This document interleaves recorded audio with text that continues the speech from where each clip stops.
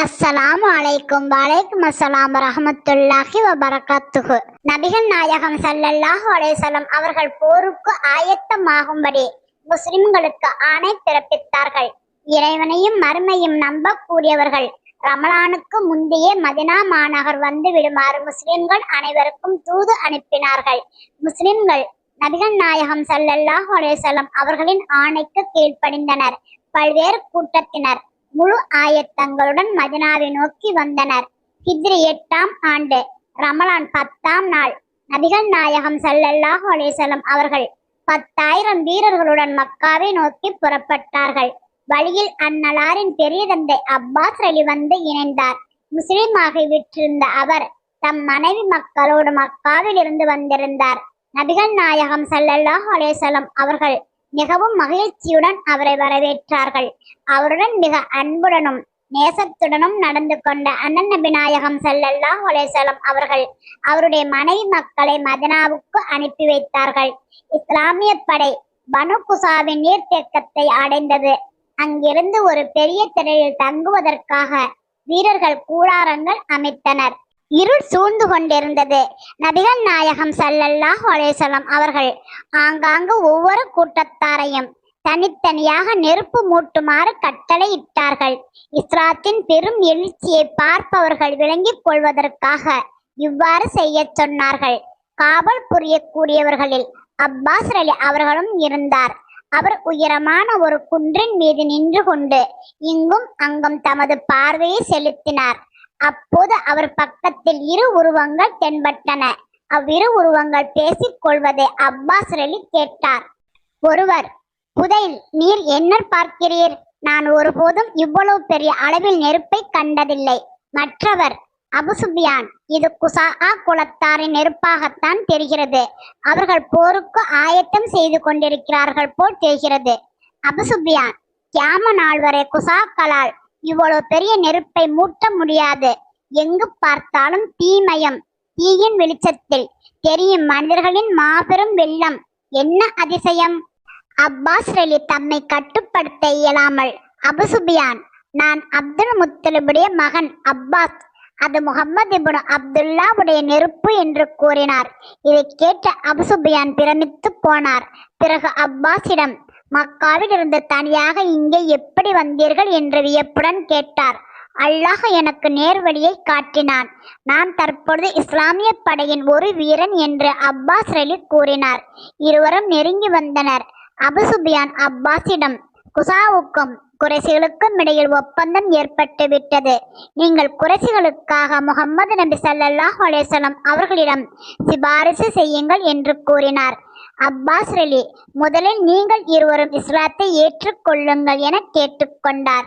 அஸ்ஹது an லா இலாஹ இல்லல்லாஹு வ அஸ்ஹது அன்ன முஹம்மதர் ரசூலுல்லாஹ் என்று கூறி புதைல் முஸ்லிமாகிவிட்டார். ஆனால் அபு சுபியான் தயங்கிக் கொண்டிருந்தார். அவரை அப்பாஸ் அலி திரும்ப திரும்ப இஸ்லாத்தின் பால் வரும்படி அழைத்து கொண்டே இருந்தார். கடைசியாக இறைவன் அருள் புரிந்தான். அபு சுபியானின் மனமும் திறந்தது. அவர் நாவிலிருந்தும் அஸ்ஹது அன் லா இலாஹ இல்லல்லாஹு வ அஸ்ஹது அன்ன முஹம்மதுர் ரசூலுல்லாஹ் என்ற மூல மந்திரம் வெளிவந்தது. அப்பாஸ் அலி அவ்விருவரையும் அழைத்து கொண்டு நபிகளாரின் அவையை அடைந்தார். அவ்விருவரும் முஸ்லிமாகி விட்ட நற்செய்தியை கேட்ட நபிகள் நாயகம் ஸல்லல்லாஹு அலைஹி வஸல்லம் அவர்கள் மகிழ்ச்சி அடைந்து அவர்களை வாழ்த்தினார்கள். மக்கா மாநகரம் எதிரிலேயே இருந்தது. நபிகள் நாயகம் ஸல்லல்லாஹு அலைஹி வஸல்லம் அவர்கள் படைகளை பல பிரிவுகளாக பிரித்து நிறுத்தி ஒவ்வொரு பிரிவுக்கும் தனித்தனி தளபதிகளை நியமித்தார்கள். நகரினுள் தனித்தனி வாயில்களின் மூலம் நுழையுமாறும், யாரும் எதிர்க்காத வரை எவர் மீதும் தாக்குதல் நடத்தக்கூடாது என்றும் கட்டளையிட்டார்கள். அபு சுபியான் ரலியுடைய தலை குனிந்திருப்பதை அண்ணன் நபி நாயகம் ஸல்லல்லாஹு அலைஹி வஸல்லம் அவர்கள் கண்டார்கள். அவருடைய முகத்தில் சோகம் சூழ்ந்திருந்தது. அப்போது நபிகள் நாயகம் ஸல்லல்லாஹு அலைஹி வஸல்லம் அவர்கள், என்ன அபு சுபியான், நமது ஆலோசனைகளில் நீங்கள் கலந்து கொள்வதாக தெரியவில்லையே, காரணம் என்னவோ என்று கேட்டார்கள். அபு சுபியான் ரலி, இறை தூதரே, இப்பொழுது தாங்கள் குறைசியரை வெற்றி கொள்ளப் போகிறீர்கள். தங்களது படையில் பழிவாங்கும் உணர்ச்சியுடைய மனிதர்களும் இருப்பார்கள். எனவே வெற்றி கிடைத்த பிறகு மக்களை மென்மையாக நடத்துமாறும் எதிரிகள் நகைத்திட இடமளிக்க வேண்டாம் என்றும் வேண்டுகிறேன். நபிகள் நாயகம் ஸல்லல்லாஹு அலைஹி வஸல்லம் அவர்கள் கூறினார்கள், இல்லை இல்லை அபு சுஃபியான், நீங்கள் நிம்மதியாக இருங்கள். மக்காவில் முஸ்லிம்களுடைய உறவினர்கள் இருக்கின்றனர். முஹாஜிர்களின் தாய் தந்தையாரும் இருக்கின்றனர். அங்கே சிறப்பு மிக்க இறை இல்லம் உள்ளது. அபு சுஃபியானே, நீங்கள் தங்கள் சமூகத்தாரிடம் சென்று கூறுங்கள், அன்பர்களே, முஹம்மது ஸல்லல்லாஹு அலைஹி வஸல்லம் அவர்கள் சிறந்த சகோதரர் போலவே மக்காவில் நுழைவார்கள். இன்று வெற்றியாளர் தோல்வி அடைந்தோர் இன்னும் வேறுபாடு இல்லை. இன்று அன்பும் ஒற்றுமையும் நிறைந்த நாள். இன்று சமாதானமும் அமைதியும் நிலவ வேண்டிய நாள். அபு சுஃபியானுடைய வீட்டில் நுழைந்து விடுபவர்களுக்கு பாதுகாப்பு உண்டு. வீட்டின் கதவை தாளிட்டுக் கொள்பவர்களுக்கு பாதுகாப்பு உண்டு. கபாவினில் இறை இல்லத்தில் நுழைந்து விடுபவர்களுக்கும் பாதுகாப்பு உண்டு. அன்பு நிறைந்த இவ்வார்த்தைகளை கேட்ட அபு சுஃபியான் மட்டில்லா மகிழ்ச்சியுடன் வேகமாக மக்காவுக்கு விரைந்து சென்று மக்காவாசிகளுக்கு இந்நற்செய்தியை கூறினார். இச்செய்தி வெகு விரைவில் நகரெங்கிலும் பரவியது. பதறி துடித்துக் கொண்டிருந்த உள்ளங்களுக்கு நிம்மதி கிடைத்தது. இணை வைப்போர் முஸ்ரிக்குகள் ஆயுதங்களை கீழே போட்டுவிட்டனர். வீடுகளின் வாயில்களை தாளிட்டு கொண்டனர். கூரைகளின் மீதிருந்தும் சாரணங்கள் துவாரங்கள் வழியாகவும் எட்டி பார்த்தனர். இஸ்லாமிய படை வீரர்கள் இஸ்லாத்தின் உதய பூமியில் நுழையத் தொடங்கினர். முஸ்லிம்கள் மென்மையான முறையில் நகரினுள் கால் எடுத்து வைத்தனர். அவர்கள் முழு நிம்மதியுடன் கால் பதித்தனர். எங்கும் போரும் நடக்கவில்லை, இரத்தமும் சிந்தவில்லை. நகர நிலைமைகள் சீரடைந்து அமைதியான பிறகு நபிகள் நாயகம் ஸல்லல்லாஹு அலைஹி வஸல்லம் அவர்கள் கஅபத்துல்லாவை நோக்கி சென்றார்கள். இப்ராஹிம் கலீலுல்லா அலைஹிஸ்ஸலாம் சிலைகளை உடைத்தெறிந்து எந்த இல்லத்தை நிர்மாணித்தார்களோ, எந்த இல்லம் இறை தூதரின் சின்னமாக விளங்கியதோ அதில் அன்று 360 சிலைகள் இருந்தன. நபிகள் நாயகம் ஸல்லல்லாஹு அலைஹி வஸல்லம் அவர்கள் இறை இல்லத்தில் நுழைந்து அவர்கள் கையில் இருந்த கோலால் அவற்றை தட்டி கீழ் வருமாறு கூறிக்கொண்டு சென்றார்கள். மெய் வந்து விட்டது, பொய் அழிந்து விட்டது, நிச்சயமாக பொய் அழியக்கூடியதே.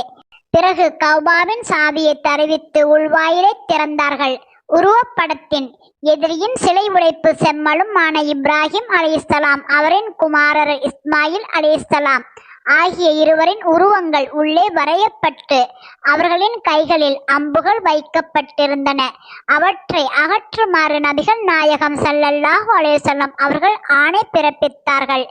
அநியாயக்காரர்களை இறைவன் அழித்து விடுவானாக. இவர்களோ இறைவனின் தூதர்கள்.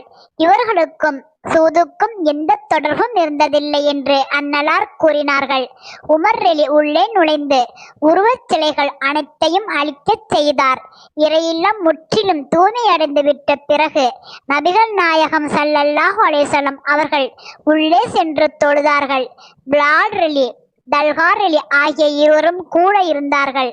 கஅபாவுக்கு முன்புறம் மக்காவாசிகள் கூட்டமாக கூடி நின்று தங்கள் எதிர்காலத்தின் முடிவை ஆவலோடு எதிர்நோக்கி கொண்டிருந்தனர். அப்பொழுது நபிகள் நாயகம் ஸல்லல்லாஹு அலைஹி வஸல்லம் அவர்கள் மொழிந்தார்கள், அல்லாஹுவை தவிர வணக்கத்திற்குரியவன் வேறு யாரும் இல்லை. அவன் தனித்தவன், அவனுக்கு இணை துணை கிடையாது. அவன் தனது வாக்கை நிறைவேற்றினான். தன் அடியாருக்கு உதவி புரிந்தான். தன்னந்தனியாக எதிரி படைகளை தோற்கடிக்கச் செய்தான். அறிந்து கொள்ளுங்கள், சகல அகந்தைகளும் அனைத்து கொலை குற்றங்களும் பொருள் சம்பந்தமான வழக்குகளும் என் காலடியில் உள்ளன. கஅபத்துல்லாவின் நிர்வாகமும் ஹாஜிகளுக்கு தண்ணீர் விநியோகமும் இதிலிருந்து விதிவிலக்கு பெறுகின்றன. குறைசி குலத்தவரை மடமை கால அகந்தைகளையும் குலப்பெருமைகளையும் இறைவன் உங்களை விட்டு அப்புறப்படுத்தி விட்டான். மனிதர்கள் அனைவரும் ஆதமுடைய பிள்ளைகள். ஆதமோ மண்ணிலிருந்து படைக்கப்பட்டார். பிறகு திருக்குர்ஆனின் இத்திருவசனங்களை ஓதினார்கள். மனிதர்களே, நாம் உங்களை ஓர் ஆணில் இருந்தும் ஒரு பெண்ணில் இருந்தும் படைத்தோம். பிறகு நீங்கள் ஒருவருக்கொருவர் அறிமுகமாகிக் கொள்ளும் பொருட்டு உங்களை சமூகங்களாகவும் கோத்திரங்களாகவும் அமைத்தோம். உண்மையில் உங்கள் இறைவனிடம் அதிக கண்ணியம் வாய்ந்தவர் உங்களில் அதிக இரையச்சம் கொண்டவர்கள்தாம்.